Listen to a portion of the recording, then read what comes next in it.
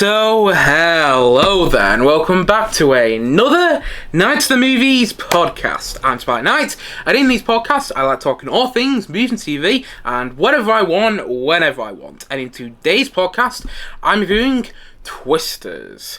So, let's get into it. Twisters, as far as I'm aware, is set in the same world, in the same fictional movie world as the original Twisters movie from 1996. And I watched that original Twisters, as it's just called Twister. I watched the original Twister film from 1996 a couple of weeks ago now in preparation for this movie.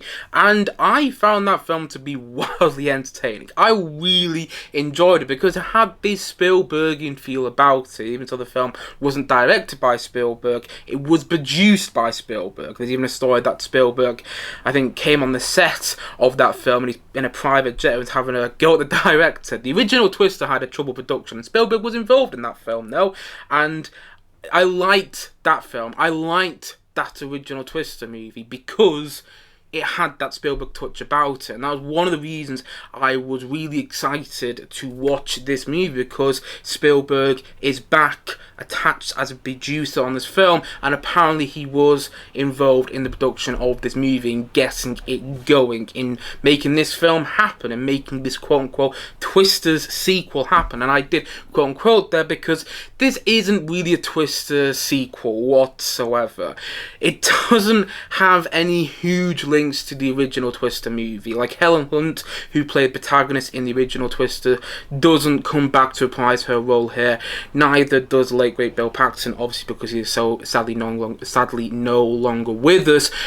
So what we have is a completely new set of characters and a new cast, but there are some links here and there with the original, like the Dorothy machine that they talk about in the original movie is back here. So there are some links here and there, but it's basically a reboot. It's a reboot of the Twister franchise, and I can actually see in the future them bringing Helen Hunt back into the Twister franchise after this movie if they're going to make a third film. But nevertheless, it's not really a sequel to the original Twister film, but it kind of is at the same time. It's set in the same world as far as I'm aware. Spielberg is back as a producer on this movie, even though he didn't direct it. I was still excited about that because the original had the Spielberg feel about it, and I was hoping this movie, this follow-on from the original, was going to have that Spielberg touch about it as well. And I was also very excited to watch this film because people have been raving about it. Like, people, I read one review from The Telegraph that called it the best cinema experience since Top Gun Maverick in 2022. Now, I didn't love Top Gun Maverick, but I appreciated the cinema experience that came with that movie. I mean, it was it was something to watch in the cinema, you know. And I was thinking, wow, people are comparing it to Top Gun Maverick and the cinema experience they had with that movie. God, we're going to be in for something special. Like, people were calling it a return to that classic summer blockbuster feel they had been missing. And also, and finally, probably the biggest reason I was excited to see this movie was because it was the first film I was watching back at the cinema in 3 weeks, because I've been on holiday and I've been busy with doing stuff, so I hadn't seen a movie at the cinema, I think, since A Quiet Place Day 1. I hadn't seen a movie at the cinema for 3 weeks. So I was really excited to go back to cinema and watch a disaster movie at the same time. You know, there's not many times that they get to see a disaster movie that's apparently very good at the cinema. And so I was really looking forward to seeing this movie. Really looking forward to doing so. And that is why I went to go and watch it yesterday. And the Google plot synopsis for this movie goes as follows. Haunted by a devastating encounter with a tornado, Kate Cooper, who I think is played by Daisy Edgar Jones in the movie, gets lured back to the open plains by her friend Javi, played by Anthony Ramos in the film, to test a groundbreaking new tracking system. She soon crosses paths with Tyler Owens, played by Glenn Powell in the film, a charming but reckless social media superstar who thrives on posting his storm-chasing adventures. As storm season intensifies, Kate, Tyler, and their competing teams find themselves in a fight for their lives and as multiple systems converge over central Oklahoma. And that's pretty much all you need to know about the movie before seeing it. And like I said before, I was really excited to see this film. The trailer sold me. I was really excited to get back to cinema and for this to be my first cinema experience in what felt like quite a long while, and the reviews had me sold. I was dead excited about seeing this movie. And honestly, I thought it was fine. Now, I didn't think it was terrible. I didn't even think it was that bad. There were things that I really enjoyed when I was watching this movie. There were things about it which I really liked. I thought the cinema experience was worthwhile. I thought the film had some great worthy spectacle to watch in the cinema. You know, this is a movie that if you're interested in watching, I would recommend you go and watch it at the cinema. Like, I know Deadpool and Wolverine is out now and everything like that, so maybe maybe you've lost, maybe you're more interested in seeing that, but at the same time, if this is even piquing your interest just a little bit, you know, go and check it out in the cinema, because I think you'll enjoy the experience, even if you don't enjoy the film overall like I did. If you follow me there, because that's kind of the cinema experience I had watching this movie.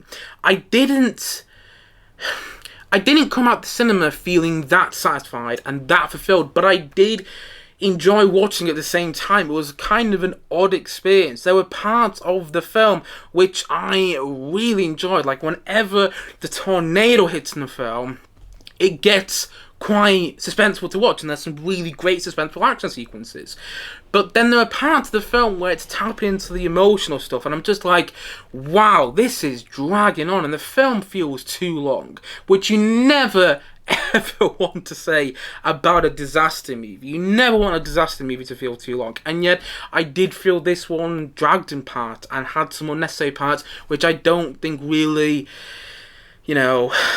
were important in the grand scheme of things in the narrative. And there were parts of the film which I really liked, but there were also parts of the film which I really didn't like, and so that's why the film overall was fine to me. I mean, like I said, give credit where credit's due.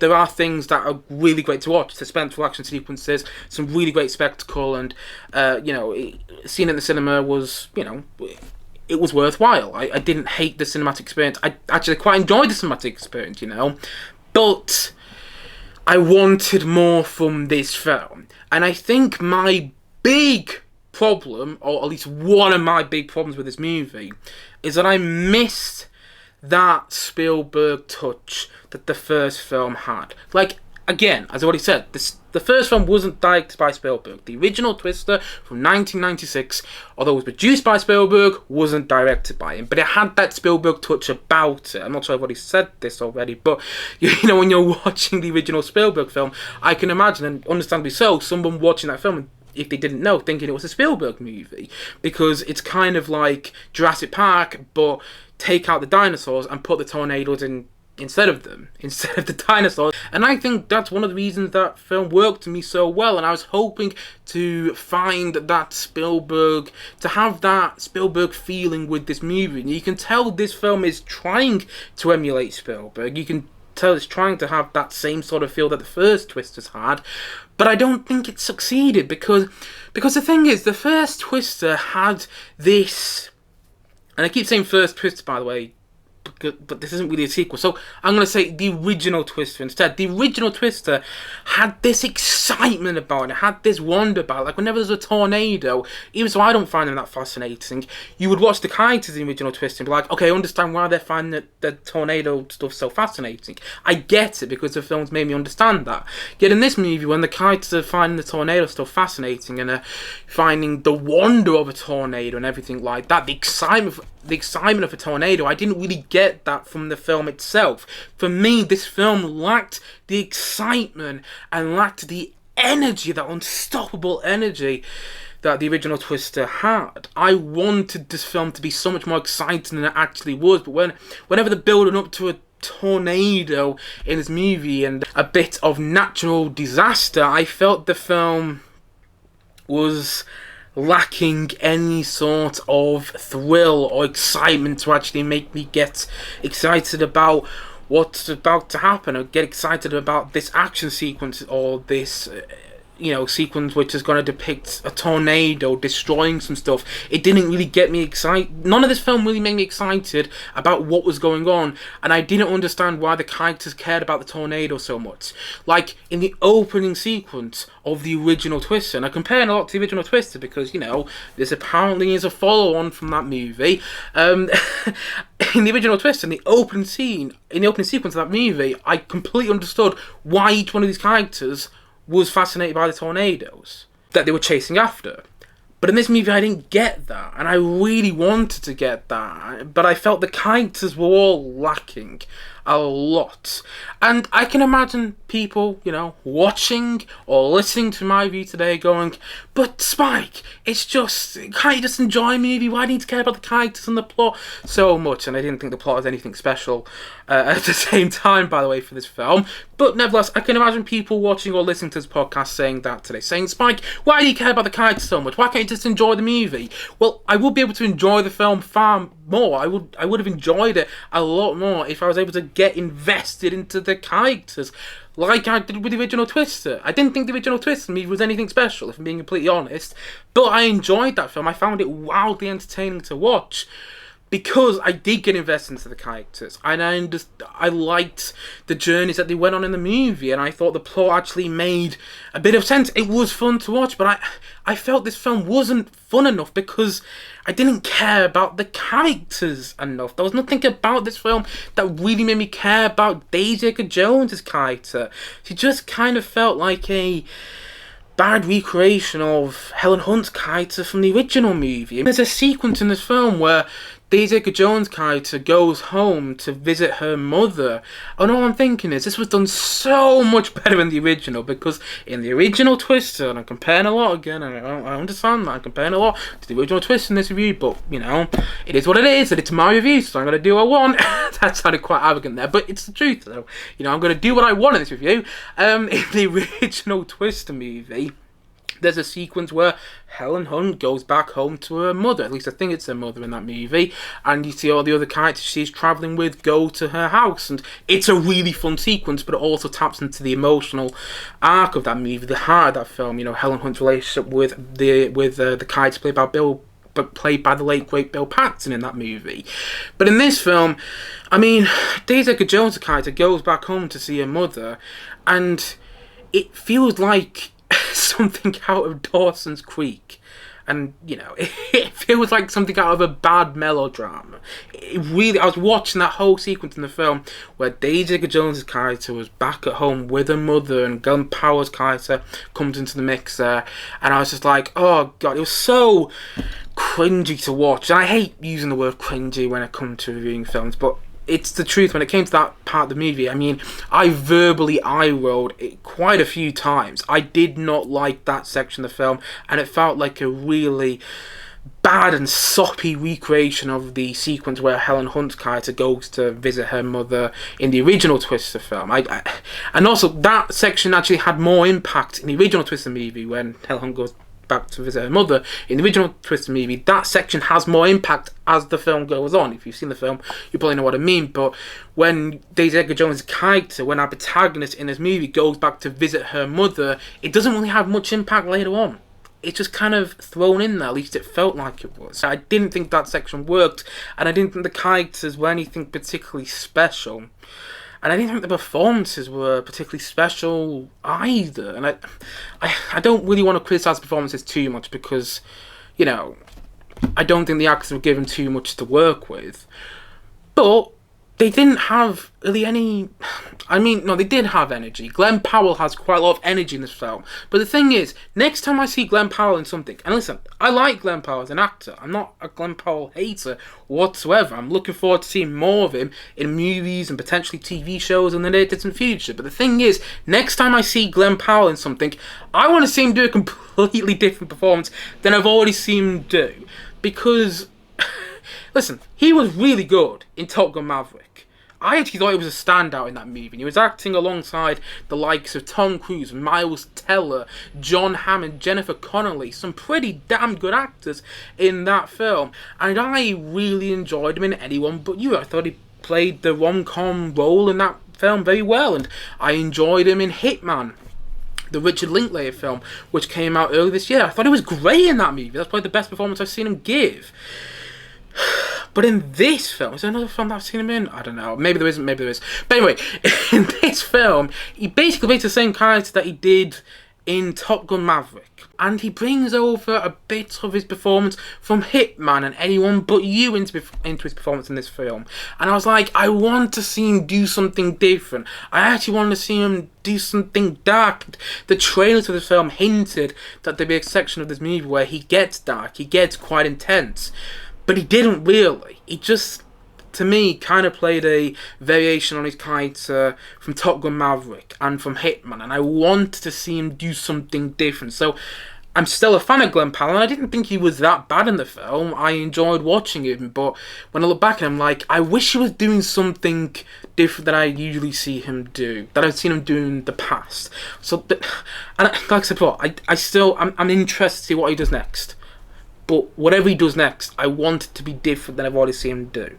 I want his performance to not be the same as it was here, and as it was in Top Gun Maverick, and as it was in Anyone But You, and as it was in Hitman. Again, good performances, but they're all kind of a variation of one another. And I want to see something different from him, you know. And the other two main performances from Daisy Edgar-Jones and Anthony Ramos weren't anything to write home about.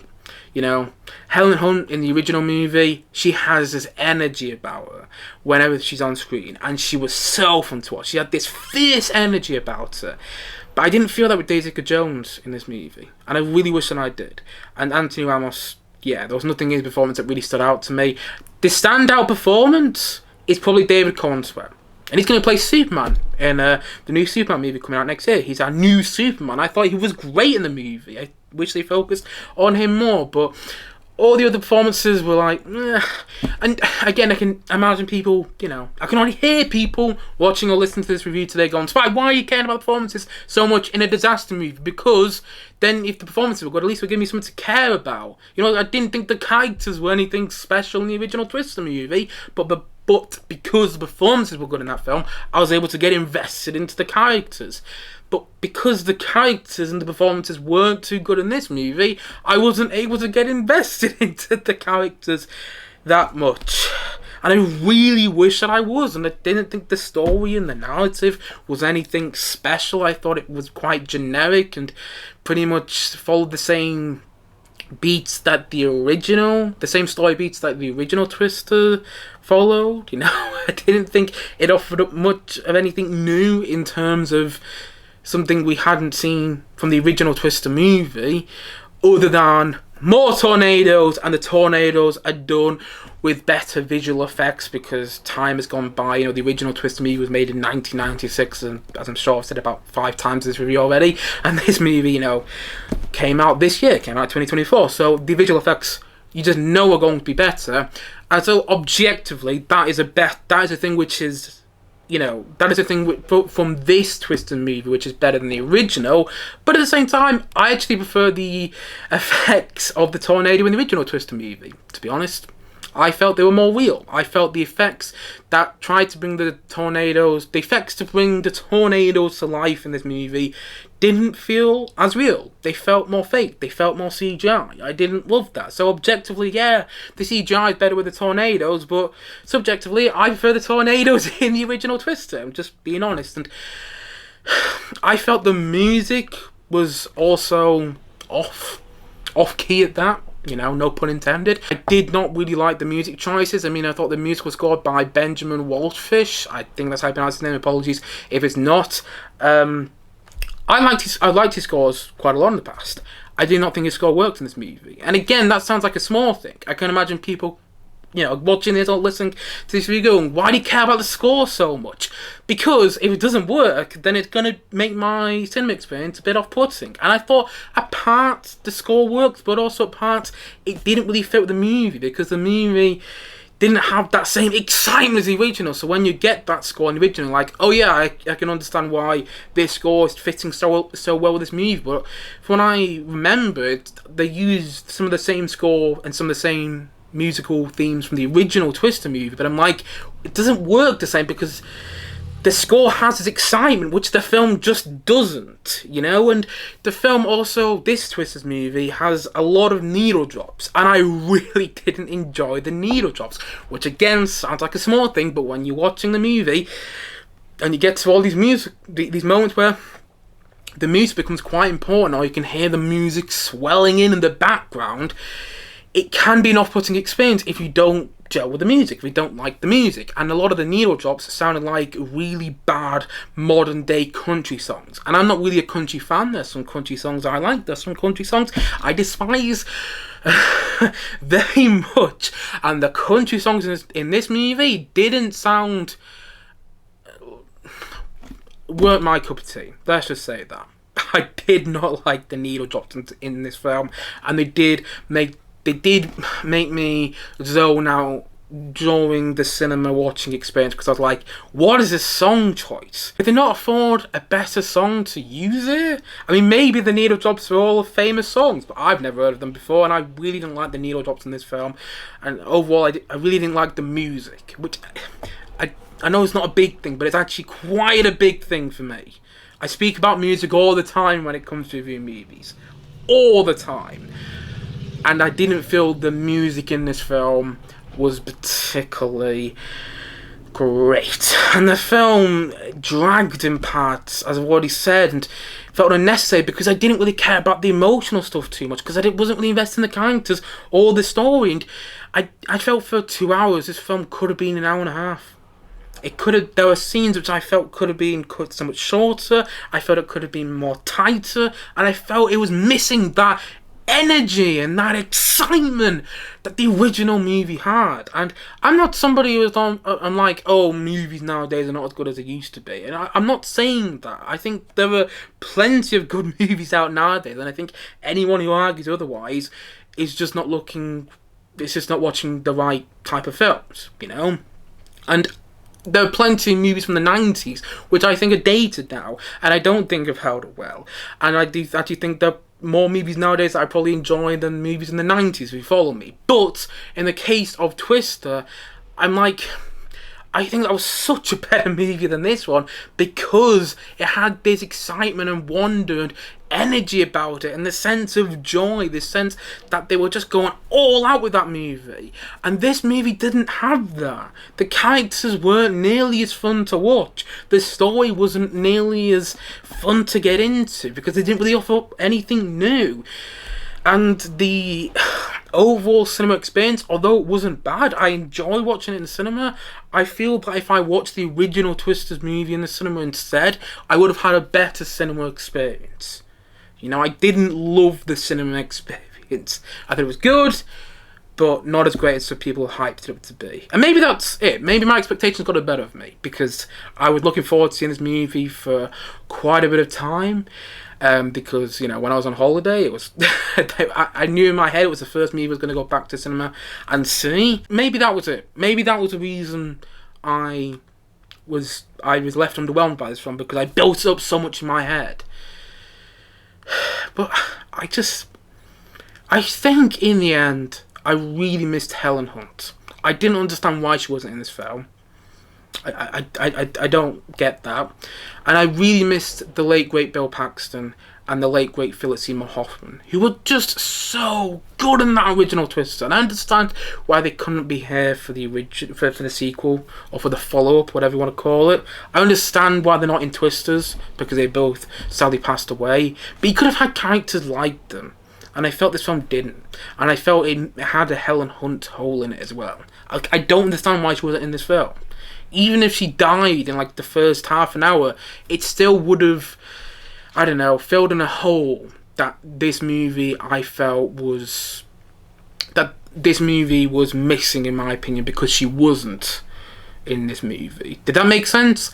Basically what I'm saying is, I think Helen Hunt should have been in this film. And I missed those performances, those type performances from the original Twister and those characters, and that feel that wildly entertaining, slightly tongue-in-cheek, because the original Twister was tongue-in-cheek in times, and that excitement, that energy that the original Twister had when it came to this movie. I missed all that in this film, because I found parts of this film dull. And I think in the end, I just didn't find it that fun. And that was what was missing. I wanted it to be so much more fun than it actually was. And you can see what the filmmakers are going for. I definitely don't think they did a bad job making this movie. I don't know who directed it. I haven't looked it up. But I think whoever directed it did a fine job. I don't think it's a badly made film. And you can see that they're trying to get some of those Spielberg feels in there. But I don't feel like they did.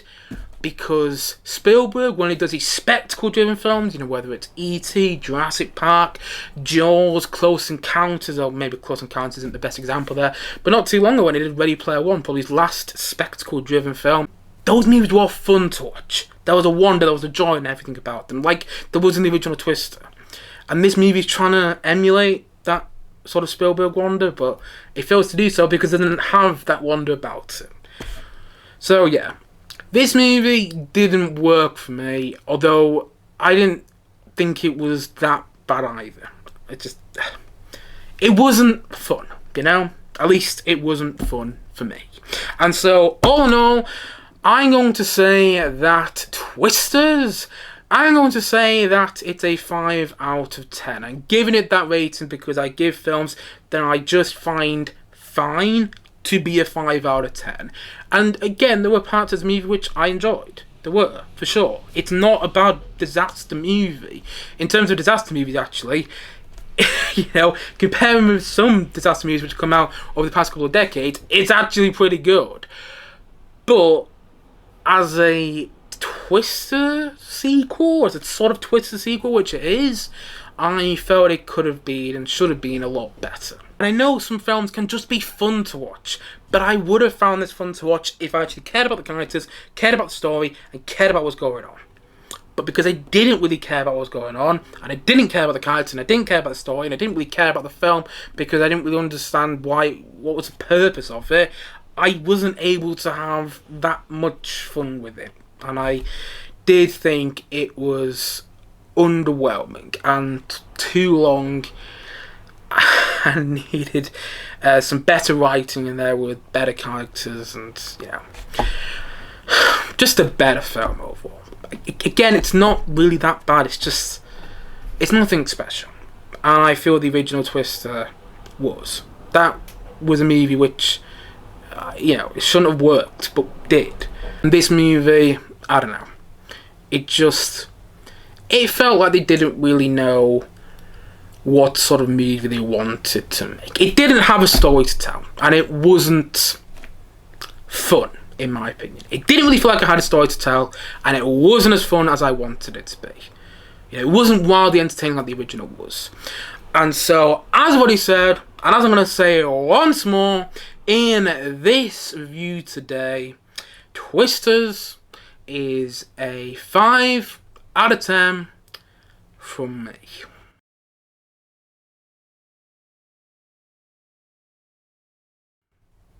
Anyway guys, that's it for today's podcast. If you have seen Twisters, then please let me know your thoughts on it in the comment section below. Maybe you loved it, and if you did, that's great. I don't want to take that away from you whatsoever. If you did enjoy the film, honestly, I'm dead jealous, and please let me know why you enjoyed the film in the comment section below. I'd love to know why I'm wrong. So yes, please let me know if you enjoyed the film in the comment section below, or maybe you felt similar to me. Whatever your thoughts are on Twisters, please let me know in the comment section below, as I've already said 3 times now. And as always, thank you for watching or listening to this podcast, and if you haven't yet, please do click down below and like and subscribe on this podcast. I look forward to many more podcasts, or look forward to many more videos, should I say, coming very, very soon on this channel. As I've already said, thank you as always for watching or listening to this podcast, and I suppose this is it, so I will see you guys again soon, but bye for now, bye!